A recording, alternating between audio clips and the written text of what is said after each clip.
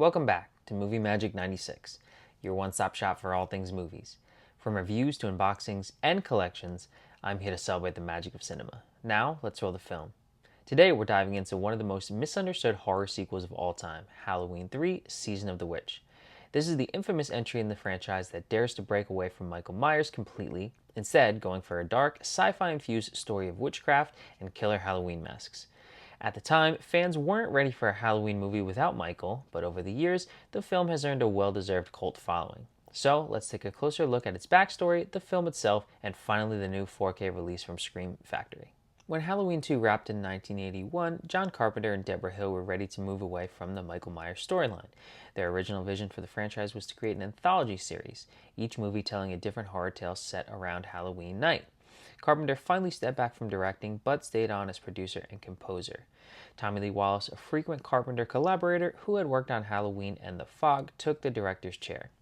The film brought together a handful of Carpenter regulars: Tom Atkins, a horror veteran known for The Fog and later Night of the Creeps; Nancy Kyes, whose fans will recognize from the original Halloween; and Dick Warlock, the stuntman who had just played Michael Myers in Halloween 2. It also introduced new faces like Stacey Nelkin, who shines as Ellie Grimbridge, and Dan O'Herlihy, who plays the chilling villain Colonel Cochran.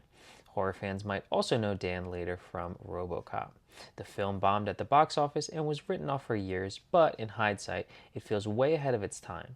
It's a fascinating mashup of sci-fi, witchcraft, and conspiracy thriller. Right from the start, the film sets the tone with one of the coolest intros of the franchise, the glowing jack-o'-lantern graphic forming on an old TV screen while the credits roll in bold blue letters. It screams 1980s and immediately lets you know this movie is going to be different. The story kicks off with Harry Grimbridge being chased while clutching one of the Silver Shamrock masks. That early cat and mouse sequence gives me serious Terminator vibes, which is funny considering the Terminator came out 2 years later.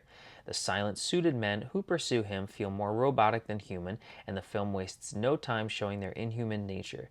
One gets crushed between cars without so much as a scream, while another calmly lights himself on fire without emotion. I love how much foreshadowing is shown into the early moments. The gas station worker watching the news about Stonehenge, for example. It's a small detail that pays off later, and it shows that the screenplay was more layered than people give it credit for. Of course, the score by John Carpenter and Alan Howarth deserves praise. It's sharp, unsettling, and futuristic, almost sounding alien at times. And then there's the unforgettable Silver Shamrock jingle. Annoying? Yes. Catchy? Absolutely. By the time you finish the movie, it's burned into your brain, which is exactly the point. The masks themselves are legendary. The jack-o'-lantern, the skull, and the witch all look fantastic, but the skull stands out to me. It's one of the best skull mask designs ever put on film. The cracks in the sculpt, the gray tone, and those sad, hollow eyes almost anticipate what Wes Craven would later do with Ghostface. Stacey Nelkin deserves more credit for her role here. She looks stunning and brings charm to Ellie, but for whatever reason, she never broke into mainstream Hollywood. Now, the big debate. Does Halloween 3 work as part of the franchise? Personally, I think it suffers from the title. If it had just called Season of the Witch, audiences would have embraced it much faster. The backlash was so strong that it killed Carpenter's anthology idea, but ironically, it paved the way for Halloween 4, which is one of the best sequels in the series. What I love most about this film is its weird Twilight Zone vibe. The town of Santa Mira feels hostile to outsiders, shuts down under curfew, and has eerie atmosphere.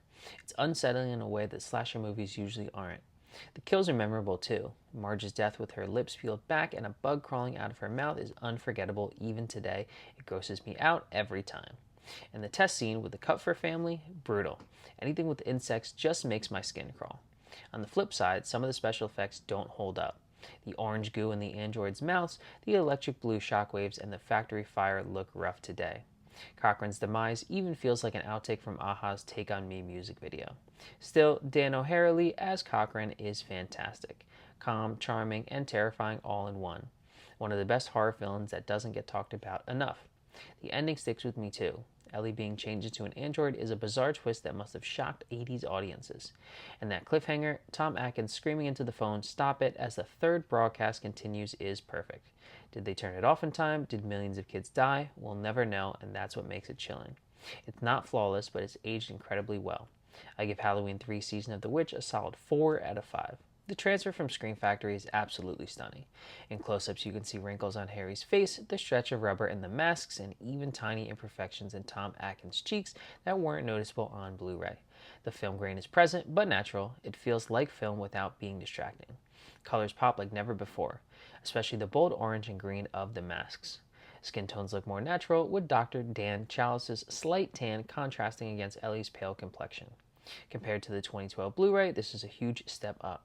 That release looked fine at the time, but this new 4K is brighter, sharper, and more film-like. Audio-wise, the new Dolby Atmos track adds depth to Carpenter's score, and there's a great new interview with Justin Mabry from Trick or Treat Studios. Most of the other special features are carried over from previous releases, but the HDR10 and Dolby Vision presentation makes this a near perfect disc. I'd rate the 4K release a 4.5 out of 5. This was released in 2021 by Screen Factory with stunning new artwork.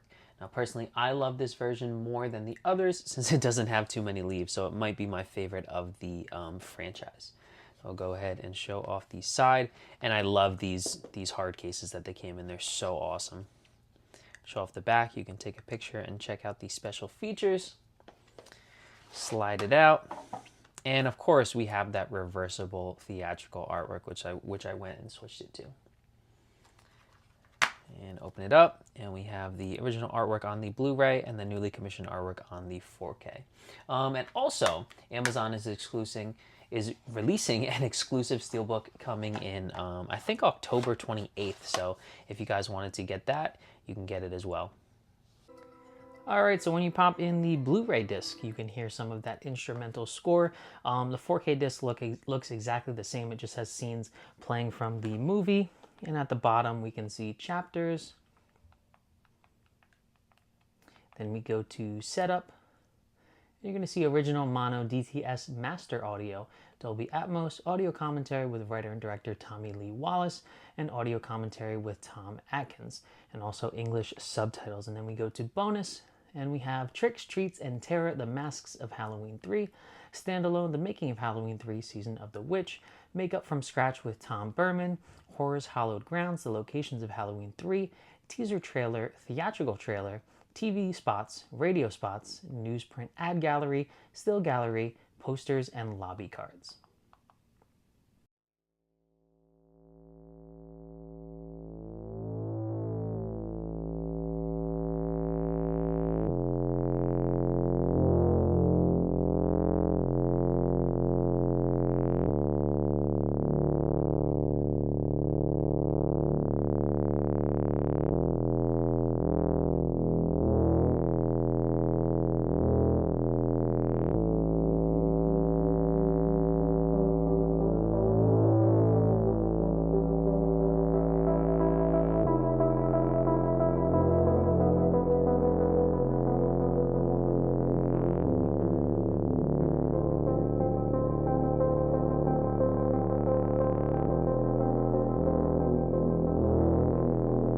So what do you think? Did you hate this film on your first watch and grow to love it, or were you one of the rare fans who appreciate it from the start? Let me know your thoughts down in the comments. And as always, if you enjoyed this review, don't forget to like, comment, and subscribe. You can also follow me on Instagram at MovieMagic1996. Thanks so much for everything, and as always, go watch a horror movie today.